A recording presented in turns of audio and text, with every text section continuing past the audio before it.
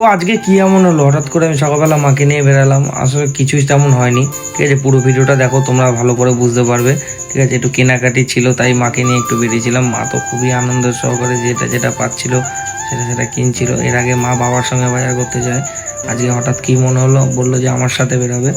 মাকে নিয়ে বেরিয়ে গেছিলাম, তো বেরিয়ে যাওয়ার পরে ওই মলটাতে আসলাম, যে মা এখান থেকেই বাজার করে। মা আমাকে দেখালো যে এই জায়গা থেকে আমি বাজার টাজার করি।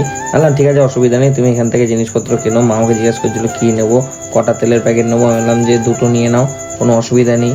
তো আমাদের এখান থেকেও বাজার টাজার করার পরে আরও একটা জায়গায় যেতে হবে, তো তোমরা পুরো ভিডিওটি দেখো, আমরা কোন জায়গায় গেছিলাম তোমরা দেখতে পাবে, ঠিক আছে। তো এখান থেকে বাজার তাড়াতাড়ি করে নিয়ে মাকে বললাম তাড়াতাড়ি চলো, ঠাকুরের জিনিসপত্র কিনতে হবে। তো এখান থেকে বেরিয়ে মা বলছে এখনও পুরো বাজার হয়নি। আমি বললাম জানি, ঠাকুরের জিনিস নিতে হবে।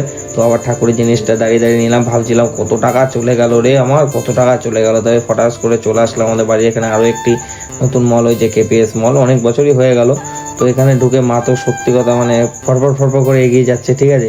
আমি বললাম যে মা সাবধানে জিনিসপত্র কিনো, অনেক টাকা বেরিয়ে গেছে সকাল থেকে। আসলে অ্যাকচুয়ালি কিছুই না, আমি মার সঙ্গে মজা করছিলাম। যে মামামের জন্য একটু ব্যাগটা দেখছিলাম, মা বললো ব্যাগটা পরে এসে নিয়ে যাবি, আগে জিনিসপত্র কেন, সকালবেলা উঠে চা দিয়ে বিস্কুট খেতে লাগে।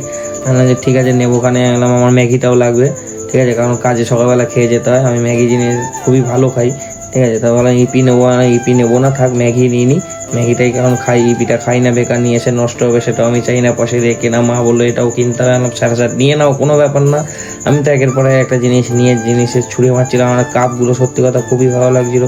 তো আমি ওখান থেকে বিল টিল করে নিয়ে বেরিয়ে গেলাম। বেরাতেই এই দিদি বললো দাও আমি প্যাকিং করে দিচ্ছি। আমি কোনো ব্যাপার না, দাও। তো বেরাতেই হট করে দেখছি বাইরে খুব জোর বৃষ্টি পড়ছে।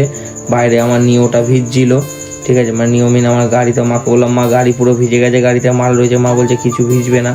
আমি বললাম যে চলো তাহলে ভিজতে ভিজতে বাড়ি চলে যাই। আমরা দুজন মিলে অনেকদিন বাদে বৃষ্টিতে ভিজতে ভিজতে বাড়ি চলে আসলাম। তো টাটা।